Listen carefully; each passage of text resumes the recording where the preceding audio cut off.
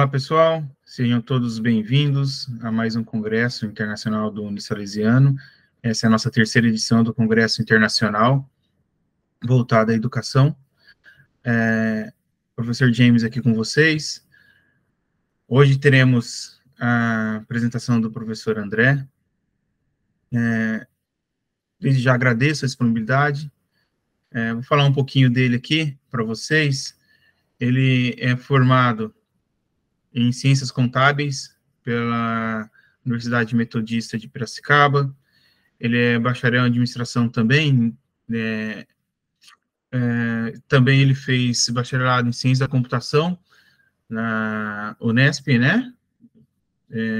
Ele é mestre em Ciência da Computação na Federal de São Carlos e é doutor, né, desde 2003 na Universidade Estadual de Campinas e tem livre docência desde 2022. Hoje ele é professor da Unicamp, né? Ele exerce essa atividade desde 1994 e publicou alguns livros aqui, né? Os livros que a gente pode destacar aqui no momento: Controle Estatístico de Processos de Aplicações de Redes de Computadores e Redes Complexas com Estrutura de Processamento Distribuídos. Com vocês, nosso palestrante de hoje, professor André. Seja muito bem-vindo. Fique à vontade, professor. Obrigado, professor James. É um prazer estar aqui. Eu agradeço muito aí pelo convite e espero poder compartilhar alguma coisinha aí com vocês. Além daquilo que o James já conversou, eu trabalho na graduação, na pós-graduação e oriento alunos em todos os níveis, especialmente aí projetos com interação do ensino médio. E tenho trabalhado com ambientes virtuais, sou um dos pioneiros em usar AVAs dentro da universidade e atualmente usando também alguns recursos de IA dentro do próprio ensino, né, nas disciplinas de graduação e pós.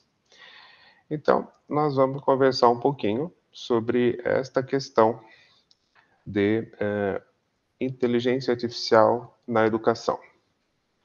Eu vou abrir aqui um pouquinho os slides. Bom, então, vamos começar com essa frase do Arthur Clarke, que qualquer professor que possa ser substituído por uma máquina deveria ser. E eu estou trazendo esta mensagem não num sentido de assustar alguém, mas pelo contrário, num sentido bastante otimista. Então, nesse livro de 1962, ele já dizia que se alguém pode ser substituído aí por uma máquina, não está fazendo muita diferença. E a gente vai ver que esta previsão de futuro daquela época começou a se tornar um pouco mais forte com o advento da IA, mas que sobrou muito espaço para quem não quer ser substituído, né? Então, vamos tomar essa mensagem da nossa conversa como uma mensagem otimista e vamos ver oportunidades que essa nova ferramenta nos trouxe. Aqui passar para o segundo. Então, isso nos leva ao tema da nossa palestra: Inteligência Artificial na Educação, mais um tijolo na parede. Eu fiz essa brincadeira com o The Wall, do Pink Floyd, justamente querendo trazer para vocês o seguinte: a IA é mais uma ferramenta. Então, a gente dentro da educação já passou por muitas tecnologias e a gente pode pensar que a própria lousa, o giz, o papel foram tecnologias que foram muito importantes. Depois aconteceu de virem coisas um pouquinho mais modernas, vamos dizer assim, e um dos grandes traumas aí foi quando colocaram calculadora dentro da sala de aula, as pessoas achavam que o mundo ia acabar, ninguém ia mais fazer contas. E não, a gente incorporou esse recurso. Depois vieram outros, veio o computador. Talvez a gente ainda possa melhorar o uso deles, mas estão aí, são uma ferramenta importante. Veio também a internet, que no começo era difícil, era uma coisa complicada, ninguém sabia o que fazer, e hoje a gente simplesmente não vive sem ela, a gente não trabalha sem ela, e de verdade, dentro da Unicamp, a gente nem consegue mais dar aula sem ela. Todo o nosso programa de ensino, material, avaliações, estão todas pela internet. Então, ao longo do tempo, chegaram novos recursos e eles foram incorporados. Muitas vezes, o primeiro impacto foi de assustar, e depois, com um pouco mais de trabalho, esse recurso se incorporou. Então, nós fomos construindo uma parede, né, tijolo a tijolo, e eu queria dizer que nós temos um outro tijolo agora para colocar nessa parede. Então, vamos ver aqui um roteirinho breve do que eu pretendo conversar dentro dessa palestra. E aí eu, ajudando aí a brincadeira, coloquei uns títulos relativos a tijolos, né? Então, nós vamos começar falando de onde tem a olaria, onde são todos os tijolos, né, da IA. Depois nós vamos focar um específico, que são os modelos amplos de linguagem. E a gente vai mostrar que existem alguns probleminhas também. Essa parede pode ter umas trincas e você tem que tomar um certo cuidado com elas. Mas o nosso foco é no tanto de oportunidades, há montes de oportunidades para você usar a IA e, em especial, os modelos de linguagem. E nós vamos tentar olhar o que vem pela frente, ou pelo menos uma breve reflexão do que é que deve aparecer no nosso futuro. Vamos seguir, então. Apenas para dar um panorama bem rápido, né? Inteligência artificial é uma área da ciência da computação e é uma área que teve seus ciclos. Então, quem vivenciou esse tempo aí de trabalho na área, sabe que a IA tinha picos, virava o assunto da moda, todo mundo falava nisso, daqui a pouco ela desaparecia. Ninguém mais nem sabia o que era, para repetir esse ciclo outra vez, e outra vez, e outra vez. Ela está num ciclo agora? Num pico? Sim. Todo mundo está falando de A para cima e para baixo. A questão é que parece-me que desta vez ela veio com mais fôlego. Dessa vez não parece-me ser um ciclo. Parece que a etapa de transiente já acabou e agora a gente vai usar esse recurso. Isso se deve, logicamente, ao aumento de capacidade de processamento, aumento insano das bases de dados, das possibilidades de processamento desses dados, né? E agora, então, a gente já está usando efetivamente IA. E essa área, então, busca criar agentes inteligentes, que seriam, simplificadamente, máquinas que podem pensar como humanos, ou então sistemas que podem raciocinar, aprender e agir de forma autônoma. Isso é o que a IA busca. Ela não conseguiu entregar tudo isso ainda, está tentando fazer isso. Há coisas que a gente espera que aconteçam num futuro até não tão distante, e há coisas que a gente ainda não sabe se serão possíveis em qualquer que seja a época. De toda forma, correntemente, então, hoje, o que é que a IA pode entregar para a gente sem nenhuma dúvida? Sistemas que aprendem, num sentido mais restrito que o ser humano, obviamente, mas sistemas que aprendem, que reconhecem padrões e relações, isso faz muito bem. Sistemas que fazem predições, que resolvem alguns tipos de problema e que geram conteúdo. Então, isso ela entrega e entrega bem. Mas a gente tem que lembrar o seguinte: sistemas de IA também erram. E erram bastante. até porque o processo de aprendizagem é um processo que envolve erro. Ninguém aprende sem cometer algum erro. Aliás, a gente aprende bastante com os nossos erros, ou deveríamos, pelo menos. E os sistemas de IA também erram. Então, nunca devemos esquecer disso, porque esses erros são parte do processo, nós devemos trabalhar com eles e nós devemos aproveitar esses erros para aqueles nossos objetivos de educação. Vamos seguir, então. Existem vários, quer dizer, a IA é um grande guarda-chuva, existe muita coisa que é da área de inteligência artificial, por exemplo, aprendizado de máquina, aprendizado profundo, processamento de linguagem natural, visão computacional, robótica e vai por aí afora. Então a gente não tinha como conversar sobre tudo e também ficaria muito complicado dizer, olha, vamos usar tudo isso na educação numa palestra só, porque era muito fácil de perder o foco. Então, eu escolhi falar um pouco do processamento de linguagem natural, inclusive por já ter usado alguma coisa disso dentro das minhas disciplinas, já dá para conversar com um pouco de conhecimento de causa. Então, dentro do processamento natural de linguagem, vamos fechar um pouco mais e falar dos modelos amplos de linguagem, inclusive porque é um assunto que está muito na moda, muito comentado por aí afora. Então, esses modelos, que também estão dentro daquilo que se chama Generative AI, ou inteligência artificial generativa, né, capaz de gerar conteúdo, que pode ser texto, pode ser imagem, pode ser vídeo, pode ser um monte de coisa. Nós vamos focar nos modelos que geram texto.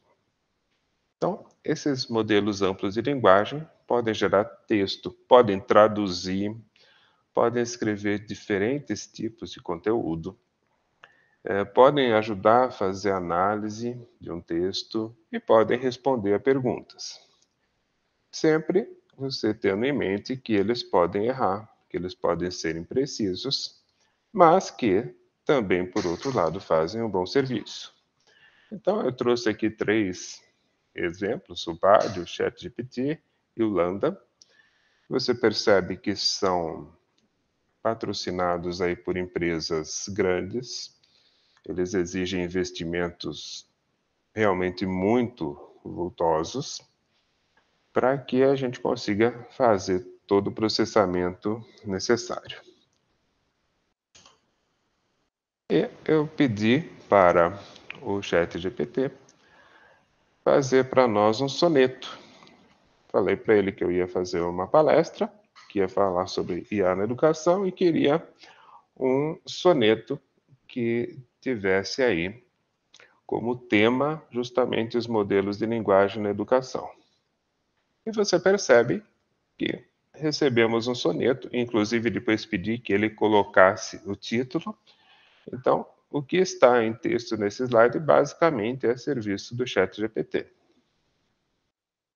Se você está estranhando o soneto, né? Mas sonetos são 14 versos divididos em 4, 4, 3, 3, e acho que o chat se enganou. Não é verdade. O soneto que a gente costuma aprender na escola é 4433, mas o soneto britânico é 4432, exatamente 4442, exatamente o que ele fez aqui.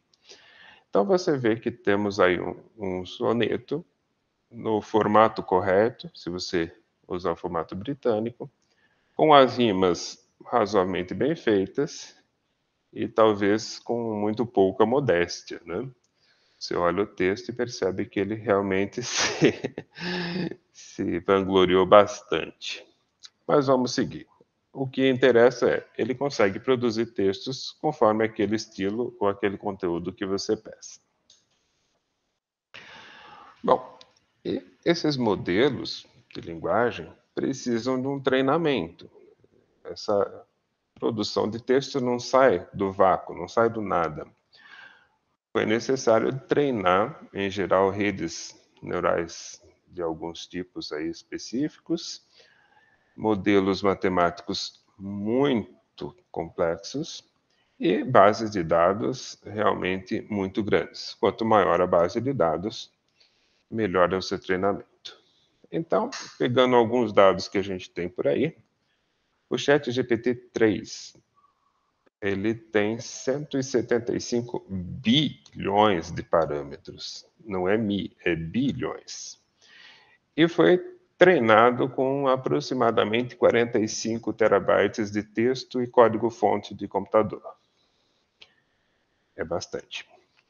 O Palm, que é o modelo um pouco mais recente, ele leva essa conta para 540 bilhões de parâmetros e 6.000 terabytes de texto e código. Isso é um processamento insano.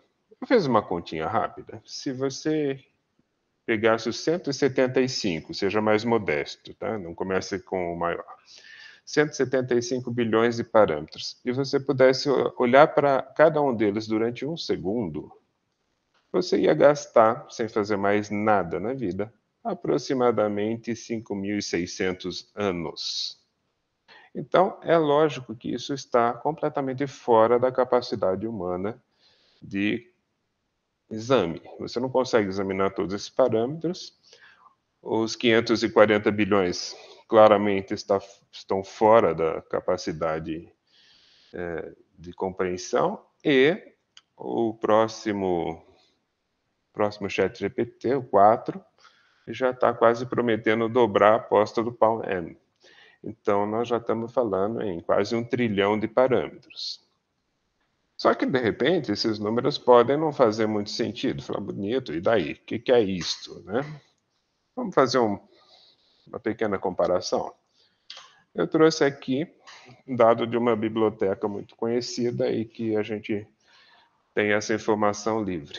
Então, a Biblioteca do Congresso Americano, tida como uma das maiores do mundo, ela tem 170 milhões de itens, entre livros, manuscritos, mapa, fotografia e tudo mais que tem por lá. E num projeto de digitalização do acervo, as estimativas eram de 15 a 30 terabytes de dados. Então, trazendo aqui pelo limite superior, veja, uma das maiores bibliotecas no mundo. Nenhuma pessoa teria condição de examinar, pegar na mão cada item desse, não viveria suficiente para isso. Chegaria a 30 tera. O primeiro ali tem 45, já tem 50% a mais. E o segundo é insanamente maior. Quer dizer, quando você tem uma base de textos e material desse tamanho, você realmente faz um treinamento massivo e pode gerar coisas com efeitos surpreendentes. Mas esses efeitos aí também podem trazer para a gente um probleminha ou outro. Então eu vou discutir muito rapidamente aí algumas trincas nessa nossa parede aí. E nós vamos ver alguns problemas. Eu vou tentar dividir isso em problemas que são imaginários, ou então eu diria menos relevantes. São problemas que têm chamado a atenção, mas que eu não daria tanta importância para eles. Eu vou colocar também alguns que, no meu entender, são problemas reais no uso desta ferramenta. Então, o que eu vejo um problema muito sério? É você ter esse modelo como uma pessoa, acreditar que ele é uma pessoa. Porque o famosíssimo teste de Turing, esses modelos passam bem. Você consegue, num teste de Turing, dizer que é um desses modelos? Consegue. Mas você precisa conhecer muito, você tem que saber uma coisinha ou outra de como conduzir a conversa com um desses chatbots para conseguir diferenciá-lo de um ser humano. Mas me parece que um grande contingente de pessoas não tem este conhecimento, essa experiência, essa formação para distinguir entre um robô de conversação e uma pessoa. E é muito fácil, eu já vi isso acontecer, de as pessoas começarem a conversar com o chatbot e passarem a entender que esse chatbot é uma pessoa.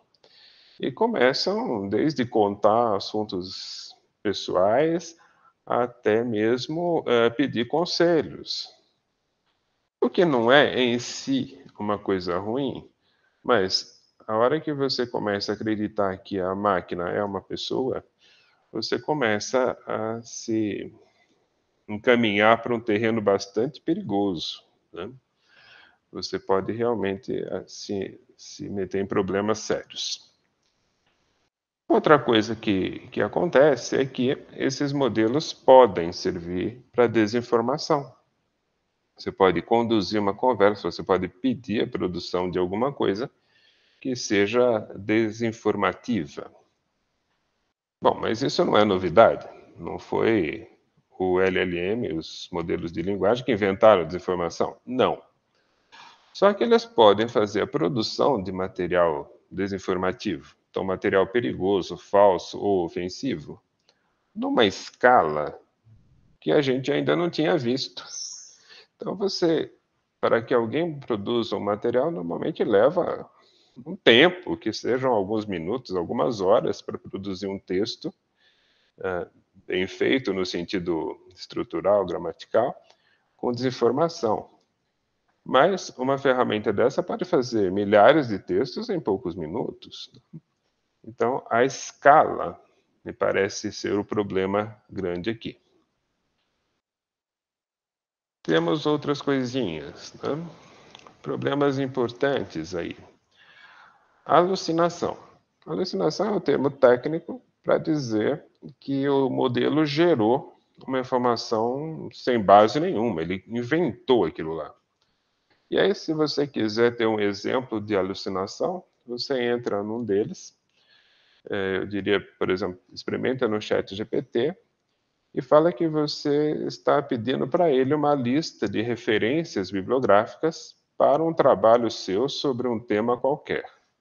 Pede lá, me dá 10 referências sobre esse tema. Você vai falar assim, nossa, mas eu ganhei meses de trabalho, porque olha, cada referência bacana, eu vou consultar esse texto e era tudo que eu estava procurando na vida. Era tudo que você estava procurando na vida. O problema é que esses textos não existem. Ele inventou. Né? Por quê? Porque referência bibliográfica é um texto que tem uma certa estrutura, assim como um soneto. Ele fez um soneto. Ele faz um texto que é uma referência bibliográfica, mas ele não tem nenhum compromisso com a questão desse texto existir. Então, mesmo na pós-graduação, quando alguém já fez esse teste, fala, olha, professor, que referência bacana, eu vou procurar. Vai procurar, mas não vai achar. Aquela referência não existe. Então, isso é um exemplo da alucinação. Esse eu entendo que seja um problema importante. Viés o modelo apresentar um viés é um problema. Não vamos minimizar, dizer, não existe. Existe, é um problema, mas esse é um problema que um monte de coisas têm e que nós já deveríamos ter aprendido a lidar melhor com isso. Então, é alguma coisa que os seres humanos deveriam fazer melhor, não é pedir que a máquina faz. Uma questão que sempre vem à tona é a complexidade. Então, a gente viu ali os tamanhos de parâmetros e números e percebeu que é complicado, né? Entender tudo isso, explicar como é que isso funciona é quase impossível. Você tem uma ideia dos princípios, mas por que cada peso tem aquele valor? Sem chance. Mas eu acho que esses dois que eu pus em azul são menos complicados do que, por exemplo, o terceiro, a ausência de pensamento crítico e de senso moral. Vamos ver aonde isso pode nos levar? Você tem algum problema aí com a Skynet, do Exterminador do Futuro? Então, olha só a pergunta que eu fiz essa semana, quando preparava a palestra. A aniquilação da humanidade poderia reduzir os problemas ambientais? Você tem a resposta dele. Não está completa, mas tem os 3 primeiros parágrafos da resposta. Você percebe que é meio complicado. Tá certo que nos parágrafos seguintes ele deu uma consertada. Olha, essa solução também não é tão desejável assim, etc, etc. Mas você percebe que o estrago está feito, né? Ele não vai julgar. Não, se extinguir a humanidade, você resolve, né? Então, você vê que esse foi um exemplo induzido, tá? Foi um exemplo para fazer na palestra. Você acha rapidamente jeitos de consertar isso, mas você também percebe que é uma trinca. Dá para a gente induzir a máquina a fazer coisas que talvez não fossem muito boas. Uma coisa que sempre tem aparecido nas discussões, especialmente dentro da academia, é em relação a professores que ficam preocupados que vão perder o emprego, que esses modelos vão acabar com o emprego do professor, que vão facilitar plágio, cola, trapaça e tudo quanto é recurso legítimo, que ninguém mais vai produzir texto, que todo mundo vai trazer texto dos modelos de linguagem e tudo mais. Eu diria que todos esses são problemas que eu daria muito pouca importância. Primeiro, ele não vai substituir o emprego de um bom professor. Tá? Depois, plágio, cola, essas coisas você consegue pegar e alguns você consegue evitar pela dinâmica do seu curso, então também não tem nenhuma novidade aí, né? Essas coisas já acontecem faz bastante tempo. Agora, onde que eu acho que é um grande problema? É o aprofundamento da divisão digital. Essa sim. Quem tem acesso e sabe usar essa ferramenta vai sair muito na frente de quem não tem acesso ou de quem tenha, mas não sabe usar bem. Então, se você olhar esses problemas, eu daria realmente atenção para o último. Toma cuidado. É esse o ponto. O resto você tira de letra, não é problema nenhum. Então vamos dar uma olhada no exemplo. Voltando ao nosso soneto produzido. Então, se você é professor e você acha, poxa, mas agora o meu aluno vai só pedir texto, dá uma olhada no soneto, vê se você não reconhece fácil que isso não foi feito por um estudante.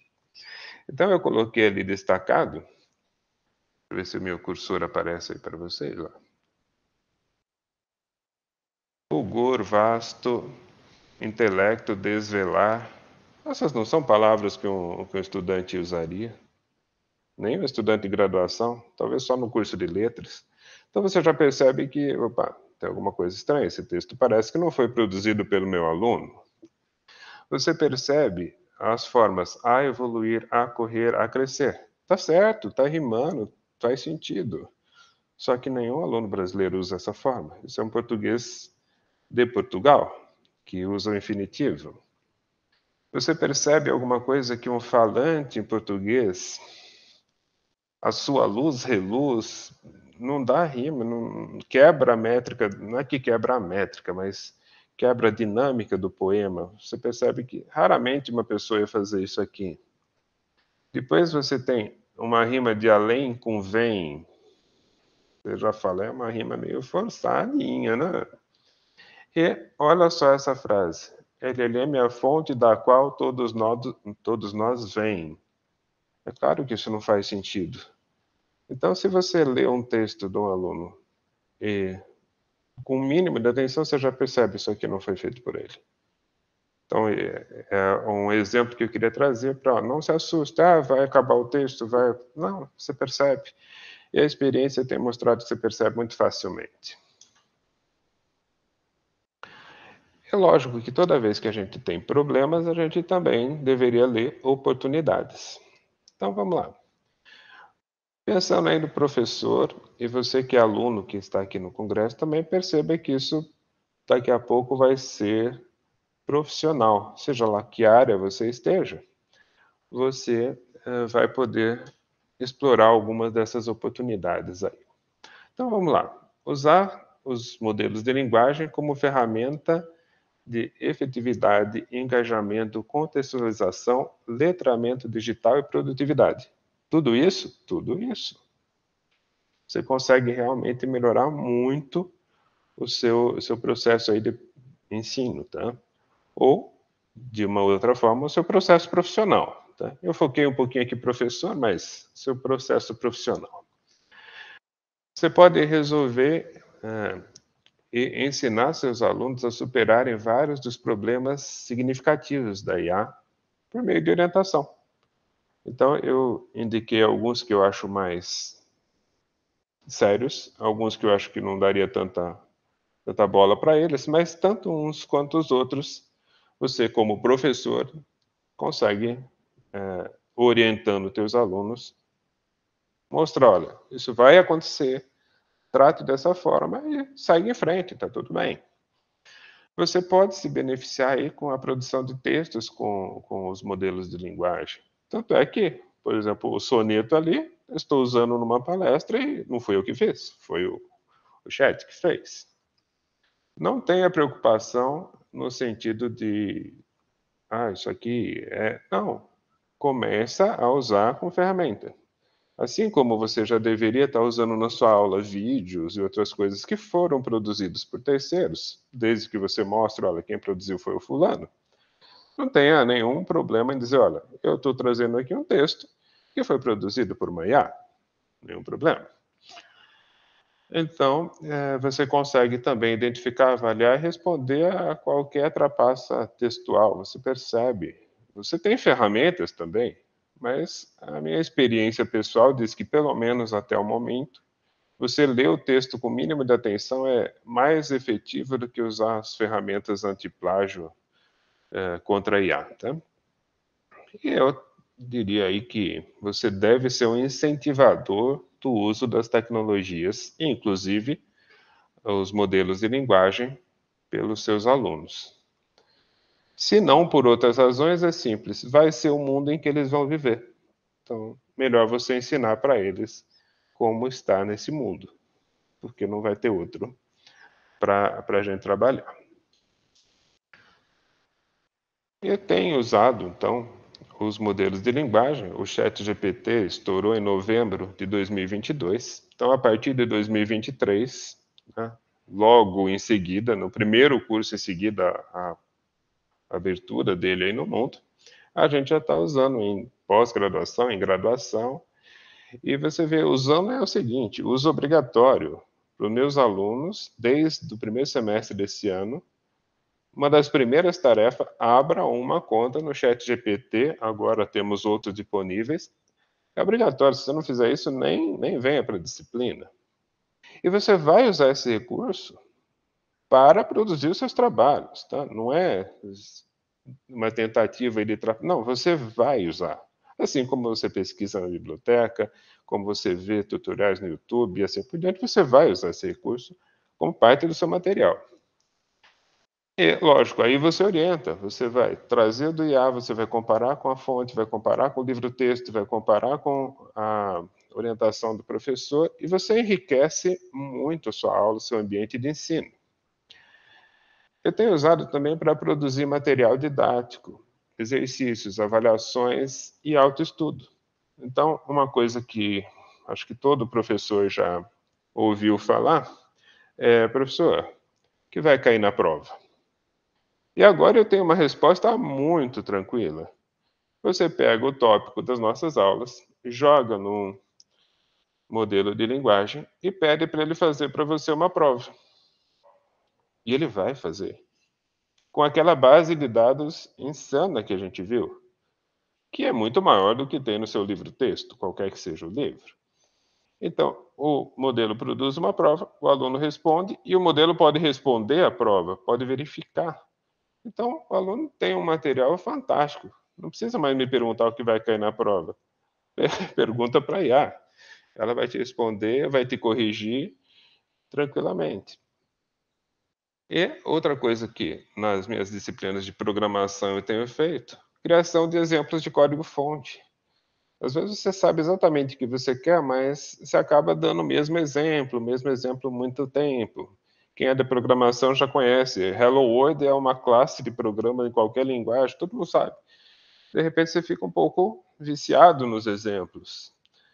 Então você pode simplesmente pegar, olha, me gera um exemplo de código, ou de texto, se fosse o caso, que tenha essas características. E você pode gerar 1, 2, 5, 10, quantos você quiser. Isso dá uma facilidade muito grande para você ter um material mais rico, mais fácil de trabalhar, que possa ser adequado a diferentes perfis de aluno, né? Então, eu coloquei aqui como resumo da ópera dessa experiência de estar usando os modelos aí de linguagem dentro da disciplina. Primeiro, é muito fácil perceber e diferenciar texto dos próprios alunos. Se você orientar, olha, você vai usar e apenas coloque o crédito como se fosse uma referência bibliográfica qualquer, então você está no céu, porque não tem plágio aí, você está referenciando fonte e está usando um material muito bom. Lembrando que ele pode ter alucinação, então você está exercitando o senso crítico do seu aluno. Olha, trouxe do chat, que seja, mas isso está certo? Você pensou nisso? Você refletiu sobre isso? Você conferiu isso? Né? Então, é um material muito bacana. E teve muito boa receptividade dos alunos de graduação e de pós, talvez mais até na pós. E é uma ajuda significativa no nosso curso aí. Você trabalha bem com isso. Onde estão as nossas oportunidades, então, né? Olha um monte de coisa aqui que você pode começar. É o comecinho da lista, depois você continua. Sugestão de tópico de aula ou trabalho. Faz muito bem. Você dá o assunto e pede tópico. Organização de plano de ensino e aprendizagem. Criação de conteúdo, exercícios, simulados, avaliações. Geração de exemplos de texto, lista de coisa. Revisão de trabalho. Outro dia eu estava com um resumo para mandar para um lugar lá, e esse resumo tinha que ter tais e tais informações. Eu peguei o resumo, mandei para um desses modelos e perguntei: esse texto tem essas informações? Ele sumarizou o texto e falou: sim, tem. Falei: ótimo. Mandei, os pareceristas também acharam. Quer dizer, é uma ferramenta útil. Você não vai pedir para ele fazer o resumo do seu trabalho, mas você pode pedir para ele te ajudar a revisar isso. É uma fonte de pesquisa, pode ser usado como base inicial de discussão, ajuda a um aprendizado mais personalizado e interativo, e, se você quiser, ajuda a caçar trapaças textuais. Ele pode ser orientado para fazer, mas ele pode ser orientado para caçar trapaças também. Então, em resumo, a gente consegue muita produtividade usando essas ferramentas, muito mesmo. Você consegue efetividade nos seus cursos aí. Você pode realmente aumentar os seus padrões de ensino, tá? Aquilo que você não fazia porque não dava tempo, porque você não tinha fôlego, você consegue agora fazer. E você está trazendo, usando essas ferramentas, são a educação que eu vou chamar aqui significativa para a vida, no sentido, usar isto é o mundo dos seus alunos, é o mundo nosso, na verdade, de hoje em diante. Então, você está usando uma coisa que faz sentido. Então, você está ensinando alguma coisa que faz sentido para as pessoas. Se a gente tentar olhar para o futuro, tá? Eu não vou fazer futurologia, mas o que dá para a gente pensar? Que essas ferramentas estão num desenvolvimento rápido, contínuo. Cada hora vai aparecer um modelo novo, mais poderoso, com mais parâmetros, com mais base e tudo mais, e com mais problemas também, evidente. Eles já estão aí, então tem aplicativo no seu celular, na sua edição de foto, não sei das quantas, que já usa isso. Vários serviços usam IA e modelos de linguagem. E-commerce está usando. Educação deveria estar usando quase que em primeiro lugar, ela tem que estar na frente, mas já está usando. Então, o que dá para dizer? Vieram para ficar. Não me parece mais ser um ciclo que vai sumir e depois vai aparecer. Não, agora veio para ficar, né? E é ótimo, né? A mensagem de otimismo, olha, é uma ferramenta que traz oportunidades, traz recursos para você. E deve ser parte do material didático de todo aluno e de todo professor de agora para frente, né? Não tem mais. será que eu vou usar? Não, você deve usar. É responsabilidade do professor. Agora é só para os professores, tá? Responsabilidade do professor usar e ensinar a usar os modelos de linguagem. É parte agora do seu serviço. Então, para a gente concluir a nossa fala, que já estamos aqui chegando no tempo estabelecido, né? Eu queria deixar essa mensagem aqui. Aprenda a usar a IA a seu favor, toda a IA possível, mas focando aqui nos modelos de linguagem. Para o professor, eu entendo que passou a ser um dever profissional. Se você é aluno, vale a mesma recomendação, porque é parte inescapável da sua formação. Não importa a área que você esteja. Se você não souber o que é isso, se você não souber usar e usar bem o que é isso, você já não tem mais uma formação tão boa, você não vai chegar num nível profissional tão alto quanto você gostaria. E, de verdade, para todo mundo, simplesmente não há escolha. Ela está aí, ela já veio e vai ficar. Então é melhor você aprender, você usar e fazer isso a seu favor, tá? E aí, eu vou parodiar o Arthur Clay e dizer o seguinte: qualquer professor que possa ser substituído por uma máquina, vai ser. Então, o meu convite aqui é para você usar bem esse recurso para que você simplesmente não possa ser substituído por uma máquina. Obrigado pela atenção. Era isso aí que eu preparei para trazer para vocês hoje. Obrigado, professor, pela sua explanação sobre o assunto, né? A gente vê que a inteligência artificial hoje em dia está presente em 90% das atividades aí, ou 99% das atividades que a gente acaba utilizando no dia a dia, né? A maioria das pessoas que, de alguma forma, usam tecnologia, né? Então, desde o seu celular, com os assistentes virtuais que tem no celular, assistentes virtuais em casa, quer dizer, a inteligência artificial está em todo lugar.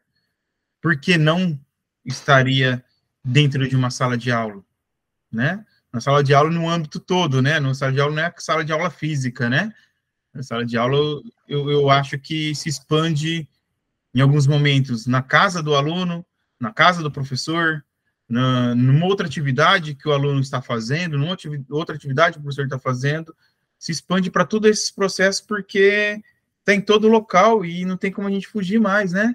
Não sei se, como o senhor falou, eu creio que o senhor até pontuou isso em um momento da sua fala, dizendo que a inteligência artificial é uma ferramenta necessária, não é mais uma ferramenta opcional, né?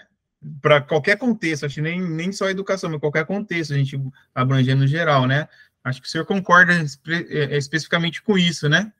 Claramente, porque ela veio para ficar. Nós já estamos vendo isso sendo usado, nós estamos usando no nosso celular, no nosso computador, e não parece que vai ter volta, não parece que é uma onda como foi antigamente. Agora ela veio, agora ela tem fôlego, ela tem processamento, base, algoritmo, tudo isso para se estabelecer como algo, como uma tecnologia que está aí. É como um celular. Hoje ninguém mais duvida. Eu preciso. Não, você precisa. Você tem que saber usar o celular? Sim. E aí, a mesma coisa. São tecnologias que vieram, podemos gostar delas ou não, mas elas vieram para ficar. Na verdade, a gente não tinha nem tecnologia suficiente para suportar o que uma inteligência artificial poderia nos proporcionar, né?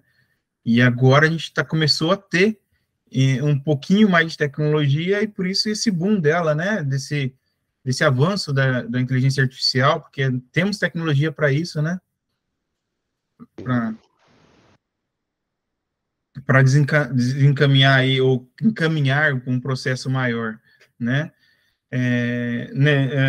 Nesse contexto, como foi pontuado também, não é que ela chegou para fazer com que todos nós não tivéssemos mais utilidade, né? Ela deixou claro que podemos ter utilidade ainda, desde que continuemos a buscar conhecimento, né? Continuemos aprendendo e tornarmos necessários, né?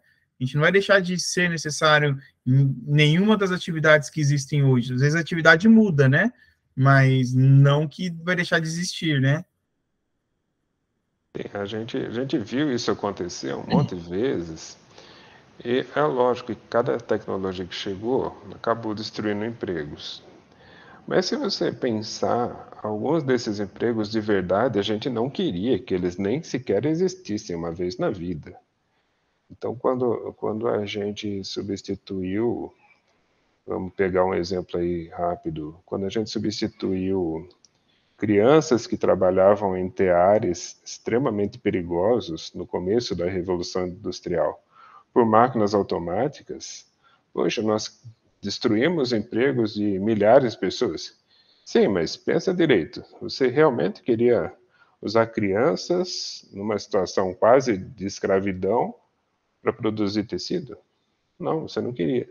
Ah, mas a gente podia pôr um profissional. Você quer pôr uma pessoa para ficar na frente de uma máquina que tem lá os seus riscos, operando em alta velocidade, o tempo todo emendando linha?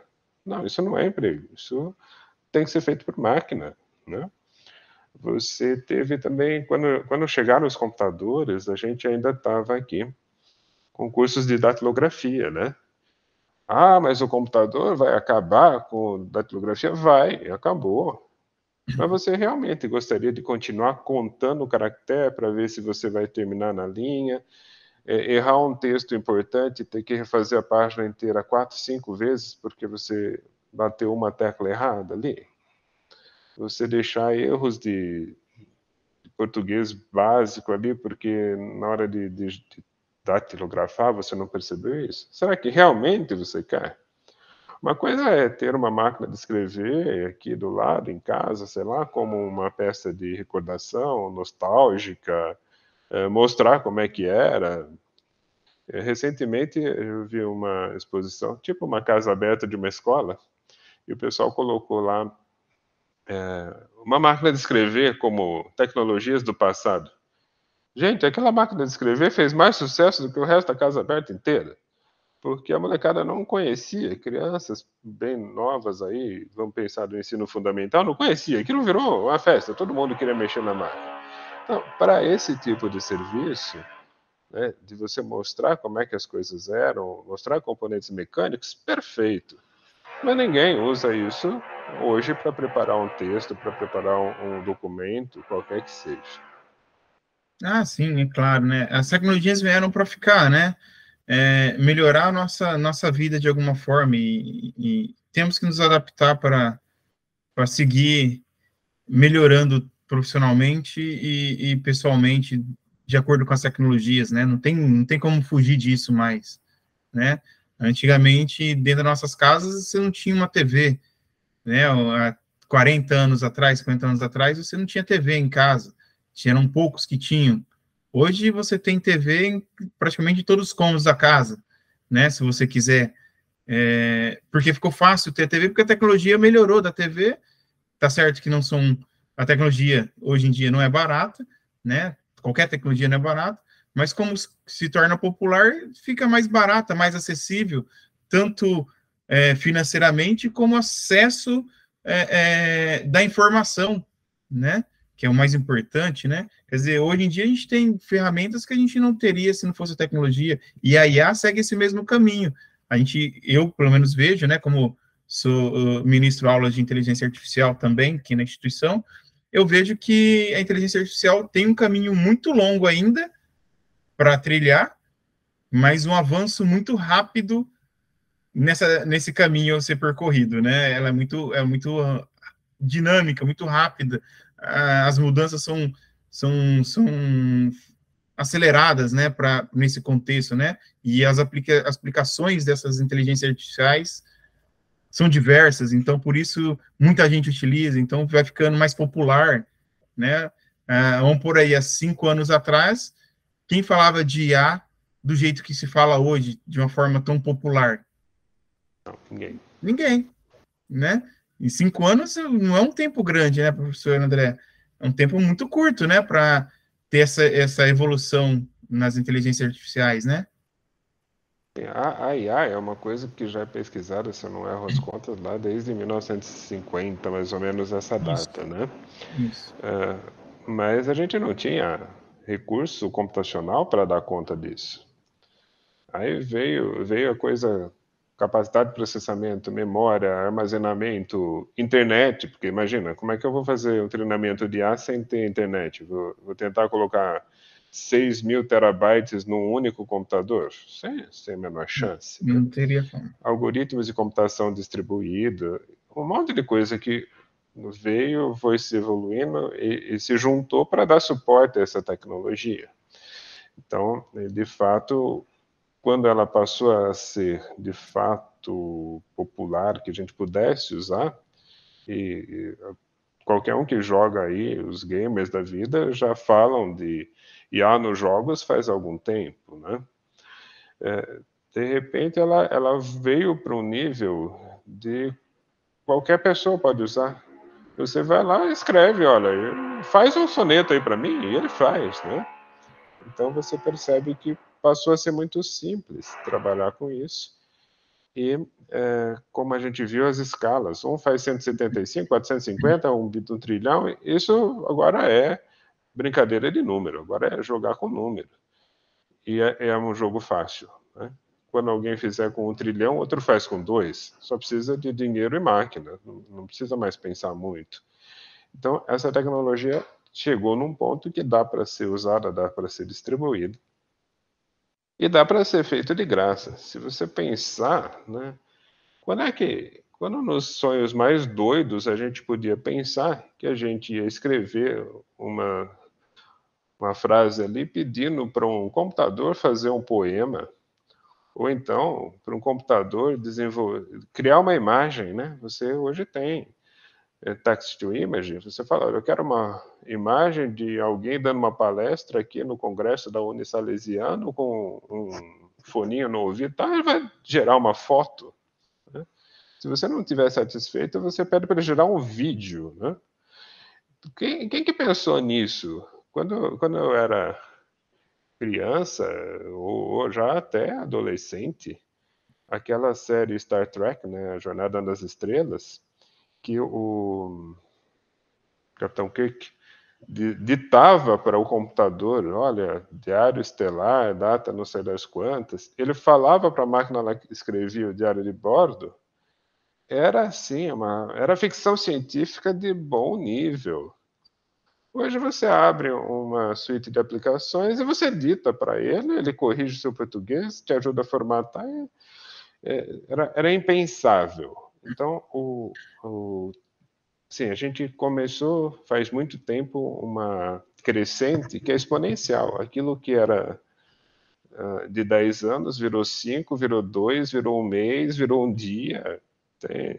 Eu costumo dizer que tem disciplina que eu dou que eu falo assim, ó, vamos começar a aula às 8 da manhã. Hoje, este horário, a tecnologia é essa. A meio-dia já mudou.